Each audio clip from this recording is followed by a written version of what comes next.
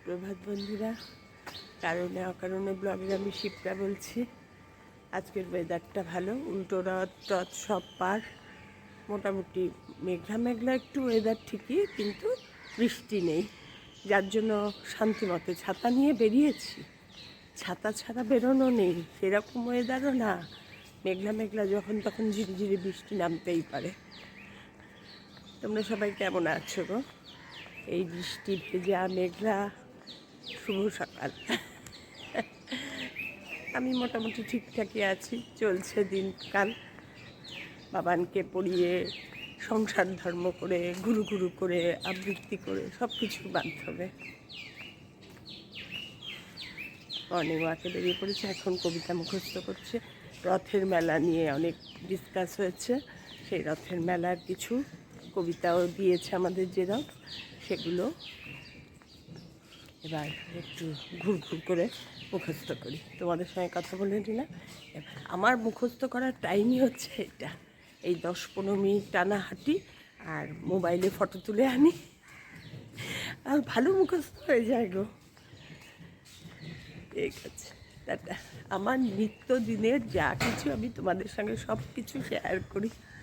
আমি কীভাবে কী দিন চলি, কী করি না করি, আমার ব্লগ যারা দেখবে সব আমার মানে কী বলবো লাইফস্টাইল পুরো স্টাডি করে নিতে পারবে। ঠিক আছে, চলো। আমি এখন আবৃত্তি ক্লাসে বেরোচ্ছি, মেয়েরা আসছে, কর্তা থাকবে বাড়িতে একা। যাই দেখি কি ক্লাস হয় না হয়। আজকে এক গাদা লিস্ট দিয়েছে, কিচ্ছু লিখিনি, কোনটা ছেড়ে কোনটা লিখবো, অনেকগুলো দিয়েছে প্রোগ্রাম মানে কবিতা। তার জন্য গিয়ে কথা বলবো, পরে তোমাদের সঙ্গে আবার কথা বলবো। সেটা বেরোচ্ছি। ক্লাস এখনো আরম্ভ হয়নি, সবাই মোটামুটি এসে গেছে।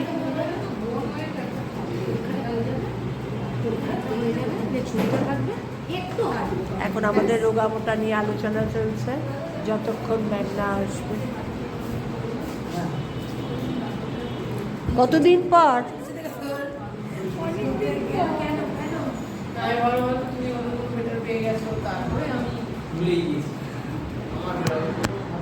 আবৃত্তি ক্লাস থেকে ফিরছি। আজকে দারুণ ক্লাস হয়েছে, দারুণ ক্লাস হয়েছে আজকে।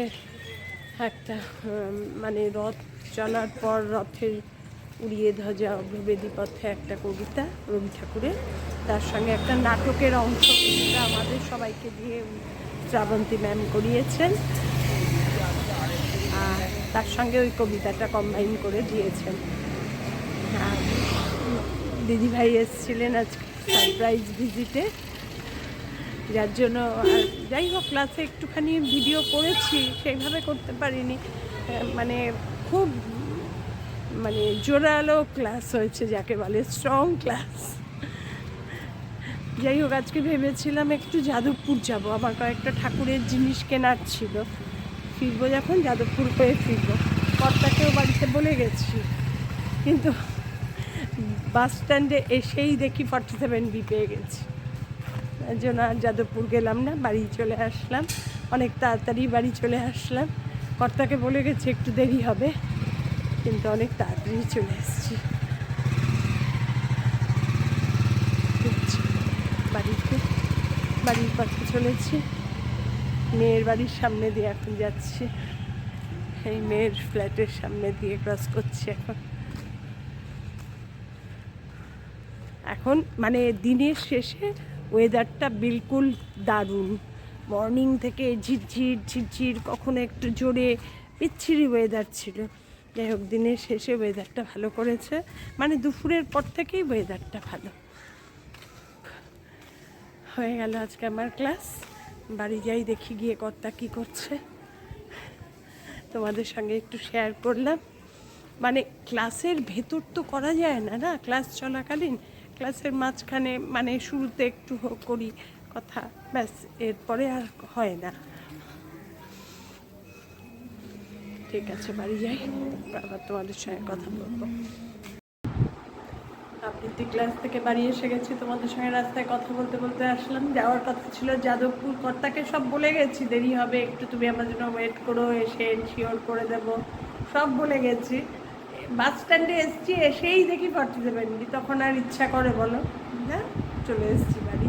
আমার ঠাকুরের কয়েকটা জিনিস কেনাকাটার ছিল। এরপরে কি যাদবপুরে প্রচণ্ড ভিড় হয়ে যায়, পুজো চলে আসছে না, অগাস্ট মাস, এর জন্যই আরও বেশি। আর 2 সপ্তাহ ধরে আমি একা ফিরছি না, মেয়েদের সঙ্গে গাড়িতেই ফিরছি, যার জন্য আমার একা না হলে হবে না। এখন বাড়িতে ফিরে এই দেখো দুজন বসে গেছি, দেখো না ঘুমিয়ে চোখ মুখ ফুলিয়ে একা একা এনশিওর নিয়ে বসে গেছি দুজন। কালকে বিকেলে বেরিয়েছিলাম বলে এনশিওর খাওয়া হয়নি। আমাদের একটা নেশা হয়ে গেছে, গিয়ে আগে শর্মায় চা খেয়েছি তারপর। ঠিক আছে, তাহলে আর এই এনশিওরের আসর থেকে আজকে দিনটা শেষ করলাম। সকালে মর্নিং ওয়াক, তারপরে আজকে রান্না বান্না কিচ্ছু নেই, রান্না বান্না কালকে করেছি চিলি চিকেন, সেইটা দিয়েই আজকে আমার বললাম না একদিন রান্না করলে পরের দিন আবার আগামীকাল রান্না আছে, যার জন্য আজকে আবার আবৃত্তি ক্লাসও ছিল, বেরোনোর ব্যাপার, রান্নাটা আর রাখিনি আজকে। ঠিক আছে, টাটা, শুভরাত, গুড নাইট বলে দাও। টাটা, তোমরা সবাই সাবধানে থেকো, সুস্থ থেকো, আমার সঙ্গে থেকো। টাটা।